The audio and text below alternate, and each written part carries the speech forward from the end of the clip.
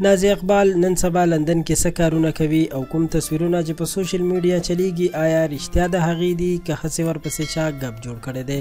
د مکمل تفصیل لپاره دا ویډیو خامخا تر اخره وګورئ ځکه چې ډیر خلک ویډیو نیمایي کې پرېږدي او بیا ګډوډ کمنټ کوي. دوستانو تاسو ته معلومه ده چې نازیه اقبال څه موده وړاندې لندن ته تللې وه چې هلته یې خپل خاوند سره بیا څه اختلاف پیدا شول او د خپل خاوند نه یې طلاق واخیستو، خو هغوی بیا دا خبره را جوړه کړه او ویلي چې موږ ته مفتي ویلي دي چې دا طلاق په یو حساب دی او ستاسو ترمنځ طلاق نه دی شوی. خیر هغه خبرې هم تېرې شوې، ورپسې بیا داسې څه خبرې راغلې چې خلکو ویل نازیه اقبال نن سبا پاکستان پسې خبرې کوي، خو حقیقت دا و چې هغې صرف دا خبره کړې وه چې پاکستان کې زما بچو ته په سکولونو کې داخله نه ورکول کېده، نو د دې په وجه باندې موږ پاکستان پرېښودو، چې بیا ورپسې خلکو مختلف خبرې شروع کړې چې نازیه اقبال پاکستان پسې سپکې خبرې کړي دي. خو نازیه اقبال چې د کله نه لندن ته تللې ده نو اکثره پروګرامونو کې وایي چې زه دلته ډېره خوشحاله یم او خوشحاله ژوند تېروم، ما ته هېڅ قسم تکلیف نشته او زه ډېره په امن کې یم.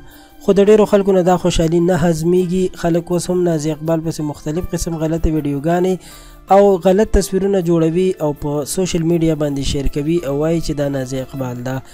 زه ټولو هغه خلکو ته وایم که نازیه اقبال خپل خاوند سره خوشحاله ژوند تېروي او هغه خوشحاله ده، مولیان ورله فتوا هم ورکړې ده چې تاسو اوسېدلی شئ، نو خلکو له نه دي په کار چې د هغوی په شخصي ژوند کې ګوتې ووهي، ځکه هغوی پوه شه او کار یې پوه شه. داسې حالات په هر انسان راتلی شي.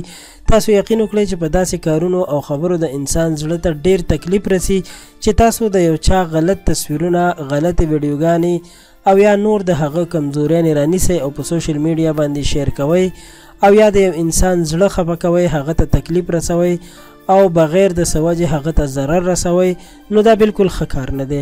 قدرمنو غوښتل مو چې دا یو پیغام تر تاسو در ورسوو.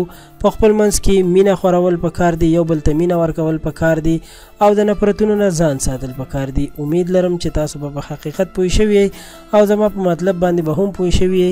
د ویډیو د کتلو مو بیا هم مننه کوم. زموږ چینل خان کلیک در سره سبسکرایب کړئ. تر بیا مو په لیدو الله سپارم. د الله په امان.